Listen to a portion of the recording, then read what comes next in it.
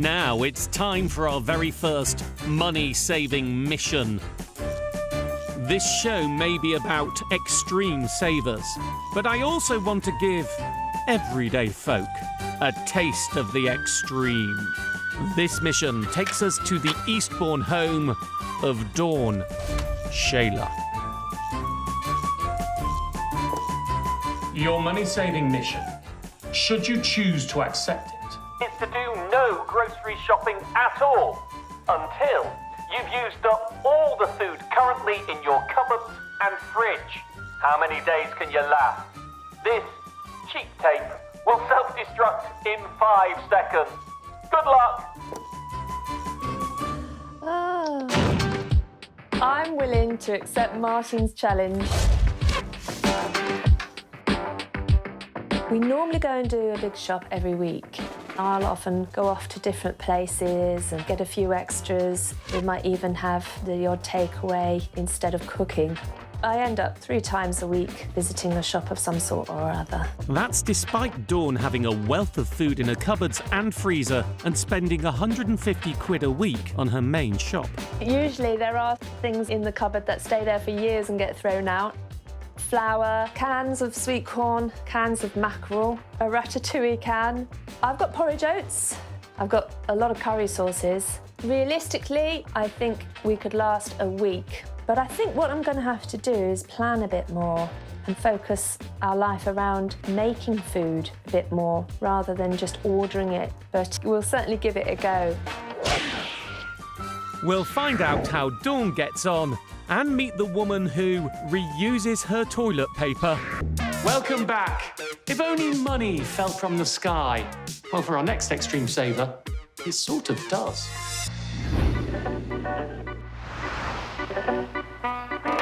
Meet 73-year-old Eric, the Rain Man Hawkins from Dorset. Eric takes saving water, and therefore money, very seriously. Well, the rain is obviously free. All the rainwater basically goes down the drain and goes out the rivers and then out to the sea, so it's totally wasted. But Eric won't let neither a drip nor a drop go to waste if he can help it. He's set up a seriously nifty system that's left him quids in. The 2 upstairs toilets are all used with rainwater. The bath my wife has is rainwater. My shower is rainwater, and the kitchen sink for hot water for washing is rainwater. I also use the rainwater stored in the summertime to water all my plants in the back of the garden. And also washing the car as well, I'm using rainwater. Having a shower with rainwater, it's free. I haven't paid for it. That's the biggest excitement. In fact, just about the only thing he doesn't do with it is drink it. And here's how all this works. OK, so this is my rainwater harvesting system, and it starts off by rain coming through down through a rainwater harvester. It goes into a water butt. That passes the water through 2 filters, and then the water goes back up to the loft, where I've got 2 more tanks, and that's where the water's stored. This is the quality of the water.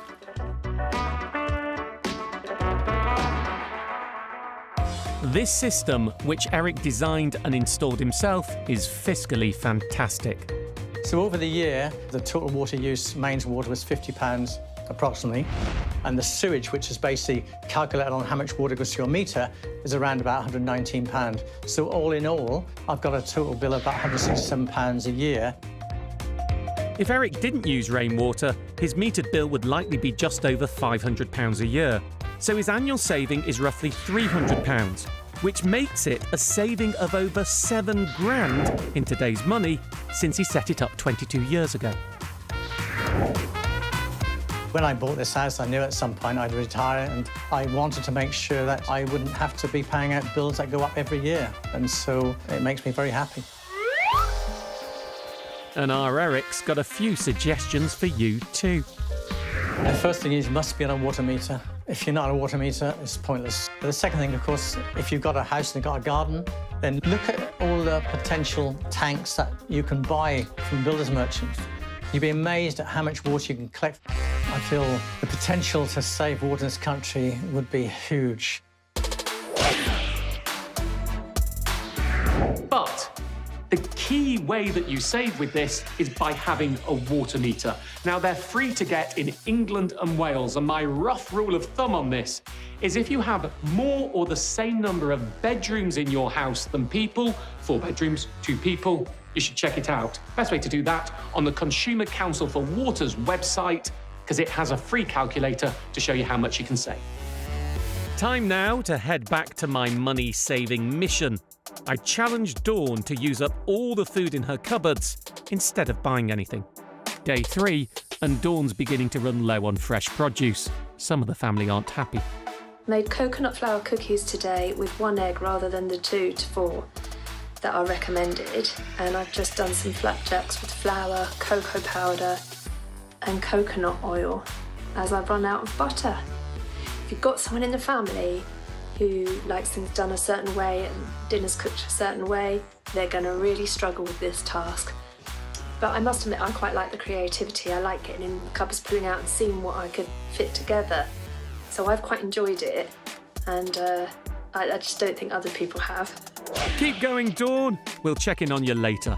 And now the one you've all been waiting for, 33-year-old Norfolk-based Charlotte, the reuser Jessup. I wanted to step back from work and spend more time with my family, so I had to make some cutbacks somewhere.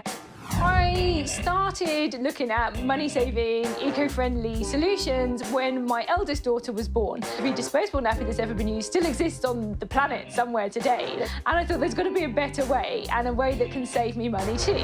That was reusable nappies. Then Charlotte got a bit more ambitious. I have made us something that resembles kitchen roll, scraps of fabric that we use for cleaning up spills. We have shampoo and conditioner bars, so we're not buying shampoo in a bottle anymore. We use bars that last a month. We have wraps that we can wrap food in. She also progressed to reusable laundry pellets instead of detergent. And we're always looking for new things, other ways that we can save money and do better for the planet. But the biggest, and some might say boldest change, has been switching to reusable toilet roll. Reusable toilet roll feels a little scary to start off with, but we were using these as wet wipes for our kids. We were wiping them, we were cleaning their bottoms with them. So actually we felt like, oh, why would that suddenly change when they're out of nappies? If it's good enough for them, why is it not good enough for me? Don't poo-poo it. She hasn't stopped there. The next step felt like reusable menstrual products, so I decided to have a go at that myself. And now I'm making them from old t-shirts, old bits of clothing, and they're comfier and they're saving me a whole load of money. But just how much is a whole load of money? The former maths teacher has got out her calculator. I've saved £230 on sanitary products in the last 3 years. She's saved around £400 on loo roll. £200 by switching from laundry detergent to an eco-egg. In the region of £280 on nappies. £97 by not using tissues. Around £350 on kitchen roll and £300 on wet wipes. And £105 from not buying shampoo and conditioner. And close to £400 on cling film and food bags. On her numbers, compared to the unbranded products she was buying before, it's a total saving of around £2,500 over the last 5 years. Off the back of some of the savings that we made through using these products, we were able to go on a trip of a lifetime.